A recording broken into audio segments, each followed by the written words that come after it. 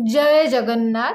आज आमे आलोचना करिबा दशम श्रेणी साहित्य सिंधु पुस्तकर अन्य एक कविता जार नाम हेउछि जाग बंधन हरा। कवितार कवि हेउछंती अनंत पट्टनायक। अनंत पट्टनायक थिले जड़े विप्लवी कवि जहाँकि ओडिया साहित्य जगत को बा तांको साहित्य को पठन करुवा प्रत्येक व्यक्ति हृदय को विचलित करिथाए निजर माटी पाई, निजर जनता पाई, निजर लोकंक पाई एवं मन भितरे सृष्टि करिथाए जातीयतार भावना। से अनंत पट्टनायक 1912 मसीहारे खर्धा जिलार चणाहाट ग्राम भूमिष्ठ होइथिले। केउठारे से जन्मग्रहण करथिले देख 1912 मसीहा एवं खोर्धा जिलार चणाहाट ग्राम से जन्मग्रहण करथिले। से थिले साम्यवादी चेतनार प्रवक्ता। बुझेला, से थिले साम्यवादी चिंताधारार जड़े कवि जहाँकि साम्यवादी चिंताधारार प्रवक्ता थिले एवं से कविता रचना करिबा पाई नवजुग साहित्य संसद जरिया जो आंदोलन होइथिला तहिरे से अंशग्रहण करथिले।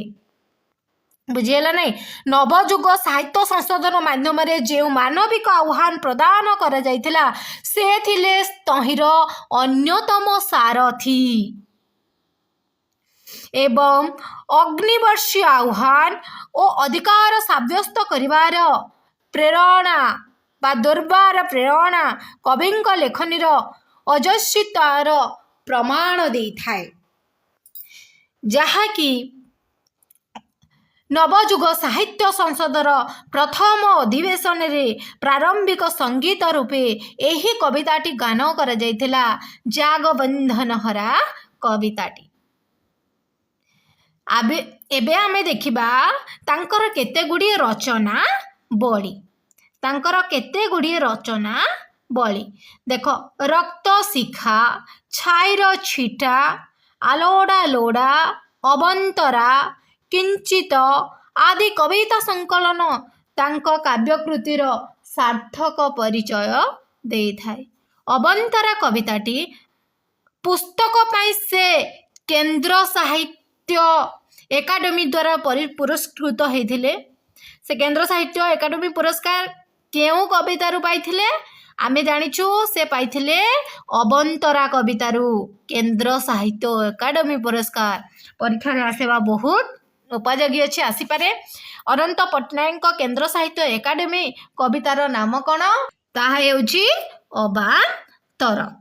कौन? अबांतर। आमे देखिबा जाग बंधन हरा। आम कविता आम कविंकर गोटे कविता जार नाम हैला जाग बंधन हरा। जाग बंधन हरा कहले कौन?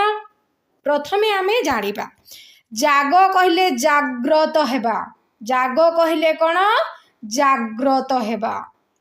बुझिला, जाग कहले जाग्रत हेबा। केउथिरु आमे जाग्रत हेबा?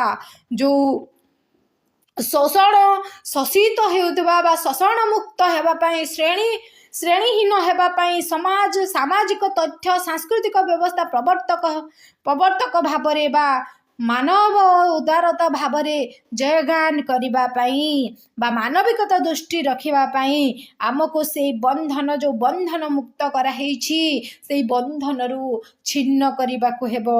आमे निजको निजे जाग्रत करिबा को हेबो एवं एठारे से तरुण युवक माननकु कवि कोन करिसंती उपयुक्त वार्ता देइछंती एवं प्रवर्ताइछंती नवतरुण युवक माननकु एठारे कवि।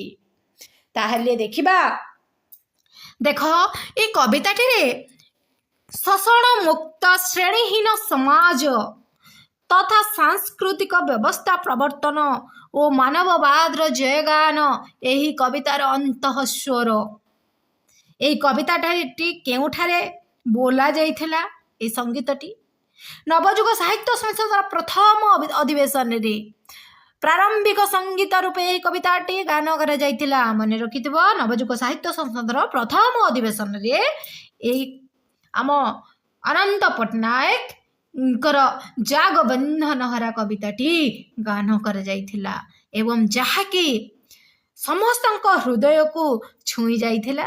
ଯେମିତି ଏବେ ଦେଖିବା, ଦେଖ ପ୍ରଥମ ପଦଟି ହେଉଛି ନବୀନ ଯୁଗର ତରୁଣ ଜାଗରେ ଜାଗବନ୍ଧନ ହରା, ବକ୍ଷ ଶଣିତେ ଲକ୍ଷ୍ୟ ଜୀବନେ ଖେଳାଅ ଆଲୋକ ଧାରା, ଚିହ୍ନ କରରେ ବନ୍ଧନ ରାଜି କ୍ରନ୍ଦନ ହେଉ ଶେଷ, ଲୁପ୍ତ ହେଉରେ ଜାତି ଉପଜାତି ଖଣ୍ଡିତ ଶତ ଦେଶ, ମହାମାନବର ଶଙ୍ଖ ଶବଦେ ସମୁରେ ଦୁଃଖ ଜ୍ୱାଳା, ଜାଗବନ୍ଧନ ହରା। କେତେ ଯେ ସୁନ୍ଦର ନବଯୁଗର, ଏଠାରେ ମୁଁ କହିଥିଲି ପ୍ରଥମରୁ ନବଯୁଗର କହିଲେ କ'ଣ, ନବଯୁଗର, ଏଠାରେ ନବଯୁଗର ତରୁଣ ଜାଗରେ, ନବଯୁଗ ଏବେକାର ଯୁଗ, ଊନବିଂଶ ଶତାବ୍ଦୀର ଯୁଗ, ଏ ନୂତନ ତରୁଣ ଯୁବକମାନଙ୍କୁ କବି କ'ଣ କରିଛନ୍ତି, ଜାଗ୍ରତ ହେବା ପାଇଁ ଉପଦେଶ ଦେଉଛନ୍ତି ଏବଂ ଆଦେଶ ଦେଉଛନ୍ତି ଏବଂ ଚେତାବନୀ ଦେଉଛନ୍ତି। କେଉଁଥିରୁ? ଜାଗବନ୍ଧନ ହରାରୁ। କେଉଁ ବନ୍ଧନରୁ? ଯେଉଁଥିରେ କି ଆମ ଶ୍ରେଣୀହୀନ ଶୋଷଣ ମୁକ୍ତ ସମାଜ ଗଠନ ନିମନ୍ତେ କ'ଣ କରିବାକୁ ହେବ? ମାନବିକତାର ଜୟଗାନ କରିବାକୁ ହେବ ଏବଂ ନିଜକୁ ଜାଗ୍ରତ କରିବାକୁ ହେବ ସେଇ ବନ୍ଧନରୁ, ସେଇ ମାୟାଜାଲରୁ। ଜାଗ୍ରତ ହୁଅ ନବତରୁଣ ଯୁବକମାନେ, ନବଯୁଗର ଯୁବକମାନେ ବୋଲି କବି ଅନନ୍ତ ପଟ୍ଟନାୟକ ଜାଗ୍ରତ କରାଉଛନ୍ତି ନବତରୁଣ ଯୁବକମାନଙ୍କୁ। ବକ୍ଷ ଶୋଷିତେ ଲକ୍ଷ୍ୟ ଜୀବନେ ଖେଳାଅ ଆଲୋକ ଧାରା। ପୁଣି କହୁଛନ୍ତି ବକ୍ଷ ଶୋଷିତେ ଲକ୍ଷ୍ୟ ଜୀବନେ। ବକ୍ଷ କହିଲେ ଆମେ ଜାଣିଛୁ ଛାତିରୁ, ବକ୍ଷ କହିଲେ ଆମେ ଜାଣିଛୁ କ'ଣ? ଛାତିରୁ। ଆମ ଛାତିରୁ ରକ୍ତ ନିଗାଡ଼ି ଲକ୍ଷ ଲକ୍ଷ ଜୀବନରେ, ଏ ଲକ୍ଷ ଲକ୍ଷ ଜନତାର ହୃଦୟରେ କ'ଣ କରିବା? ଆଲୋକର ଧାରା ଖେଳେଇ ଦେବା ପାଇଁ କବି ଏଠାରେ କହୁଛନ୍ତି ସେଇ ନବତରୁଣ ଯୁବକ ମାନଙ୍କୁ। କ'ଣ କହିଲେ ଦେଖ, ନବଯୁଗର ତରୁଣ ଜାଗରେ, ପୁଣି କହୁଛନ୍ତି ନବଯୁଗର ତରୁଣ ବ୍ୟକ୍ତିମାନେ ଜାଗ୍ରତ ହେଇଯାଅ, ତରୁଣ ଯୁବକମାନେ ଜାଗ୍ରତ ହେଇଯାଅ, ସେଇ ବନ୍ଧନ ମୁକ୍ତକୁ, ସେଇ ଶିକୁଳିକୁ ମୁକ୍ତ କର, ଯେଉଁ ଶିକୁଳିରେ ଶୋଷଣ ହେଉଛନ୍ତି ଲୋକମାନେ।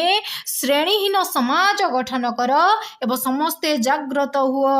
ନିଜ ଛାତିରୁ ରକ୍ତ ନିଗାଡ଼ି ମଧ୍ୟ ଲକ୍ଷ ଲକ୍ଷ ଜୀବନରେ, ଲକ୍ଷ ଲକ୍ଷ ମଣିଷ ଜୀବନରେ ବା ଲକ୍ଷ ଲକ୍ଷ ଜୀବନରେ ଆଲୋକ ଧାରା ସୃଷ୍ଟି କରିଦିଅ ବୋଲି କହିଛନ୍ତି ବା ଜାଗ୍ରତ କରାଉଛନ୍ତି କବି ଅନନ୍ତ ପଟ୍ଟନାୟକ। ଛିନ୍ନ କରରେ ବନ୍ଧନ ରାଜି କ୍ରନ୍ଦନ ହେଉ ଶେଷ, ଲୁପ୍ତ ହେଉରେ ଜାତି ଉପଜାତି ଖଣ୍ଡିତ ଶତ ଦେଶ। ପୁଣି କହୁଛନ୍ତି ଛିନ୍ନ କରରେ ବନ୍ଧନ ରାଜି କ୍ରନ୍ଦନ ହେଉ ଶେଷ। କେଉଁ ବନ୍ଧନ? ଯେଉଁ ବନ୍ଧନଟି ଅଛି କ'ଣ, ଥିଲା ବାଲା ନଥିଲା ବାଲା ଏବଂ ଜାତି ଅଜାତିର ଭେଦଭାବ ଶୋଷଣ ମୁକ୍ତ କରାଯାଉଛି, ସେ ତାକୁ ତମେ କ'ଣ କରିଦିଅ? ଛିଣ୍ଡେଇ ଦିଅ, ଛିନ୍ନ କରିଦିଅ, ବିଚ୍ଛିନ୍ନ କରିଦିଅ।